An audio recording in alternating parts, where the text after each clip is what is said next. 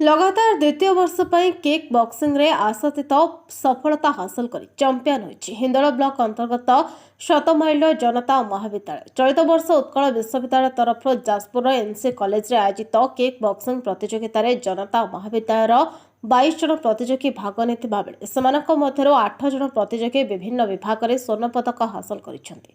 Dhenkanal diamond kick boxing association अधीन रे coach मेहर कुमार साहू प्रत्यक्ष तत्वावधान रे खेलाड़ी मैंने प्रशिक्षण दे द्वितीय थर पर यह सफलता हासिल करिसेंति। चलित वर्ष पर जनता महाविद्यालय 8 जन बालक 2 जन बालिका विभाग में नेशनल लेवल में खेलने योग्यता हासिल करिसेंति। सेमानकर सफलता पर ढेंकानाल सांसद महेश साहू, हिंदोल ब्लॉक अध्यक्ष सस्मिता राणी नायक, हिंदोल उपजिलापाल शिवानंद स्वाई, जनता महाविद्यालय अध्यक्ष महेश्वर पट्टनायक, खेल शिक्षक शुभ्रकांत प्रधान, ढेंकानाल किक बॉक्सिंग एसोसिएशन सभापति शशिकांत गणनायक, सेक्रेटारी कीर्ति साहू, कोच मेहर कुमार साहू प्रमुख क्रीड़ावित मानक शुभेच्छा अभिनंदन जणाइछथि।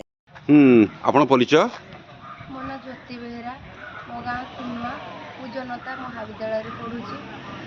आज तुमर टीम यूनिवर्सिटी चैंपियन होईची केते खुशी अछि आपण? बहुत खुशी अच्छी माने कहि पारनी भाषा सीधा पार्टी रे मोर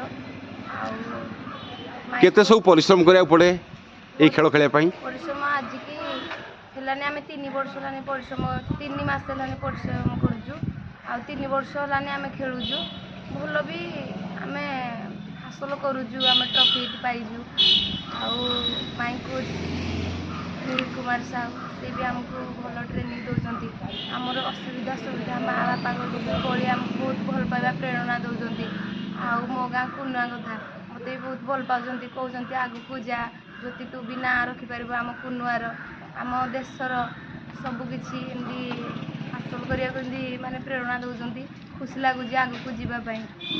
धन्यवाद धन्यवाद। ढेंकानाल जिलार प्रशांत कुमार नायक रिपोर्ट बहुजन मीडिया।